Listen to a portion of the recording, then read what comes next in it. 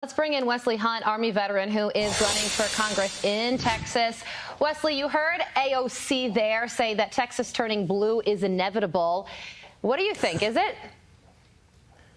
You know, AOC's dream of turning Texas blue is no more real than Santa Anna's dream of conquering Texas. It just ain't going to happen. And look, she comes down here to Texas, and she loves our freedom, but she doesn't want Texans to have freedom. She's completely out of touch with Texas. And when you look at the policies that she supports, what's happening at our southern border, enough fentanyl to kill every American in this country 5 times has poured into this country. Our supply chain issues, the assault on the oil and gas industry. This is just not how we roll down here in Texas. Yeah, all great points, but I think that some conservatives do worry about Texas turning blue because people from California and New York and New Jersey, they're leaving their high tax areas and moving to Texas and could be bringing their politics with them. It is happening. So how do you fight back against that?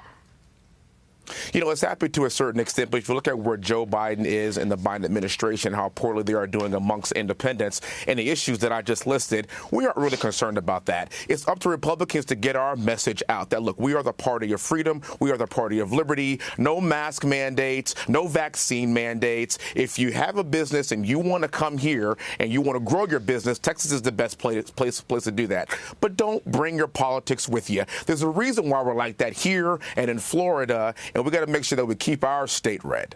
You know, Wesley, I want to tap into your military experience here. There's this after-action report that shows that military leaders were frustrated with the White House and the State Department during the disastrous Afghanistan withdrawal. And the Washington Post sums up this report saying declassified U.S. military analysis of the calamitous exit from Afghanistan detailed repeated instances of friction between American troops and diplomats before and during the evacuation, concluding that indecisiveness among Biden administration officials and initial reluctance to shutter the embassy in Kabul sowed chaos and put the overall mission at increased risk.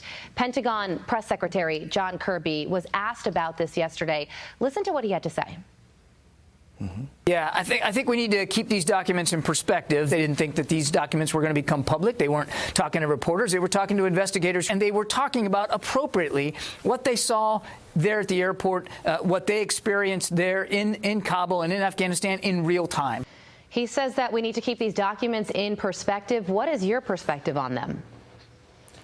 So we watch this unfold in real time. And when we take back the House here in 2022, we need to have a complete investigation as to what happened. And I am shocked that Jen Psaki didn't even know that an AAR had been conducted. But this is weakness being displayed on a world scale. And you're looking at what's happening with Russia and the Ukraine and China and Taiwan and Iran having a path to a nuclear weapon yet again. This would have never happened during the 4 years under the Trump administration. And right now, Joe Biden is making Jimmy Carter look strong. And furthermore, if we can't defend our southern border, and Putin knows this, how can we possibly defend the Ukrainian border? Again, we look weak. This is the weakest we've looked for the last 40 years. We've got to do something about this. And this report only shows just how haphazardly that exit from Afghanistan was, and it cost us 13 American lives. And it's unacceptable. Yeah, and I think that one of the biggest concerns now is the danger Afghanistan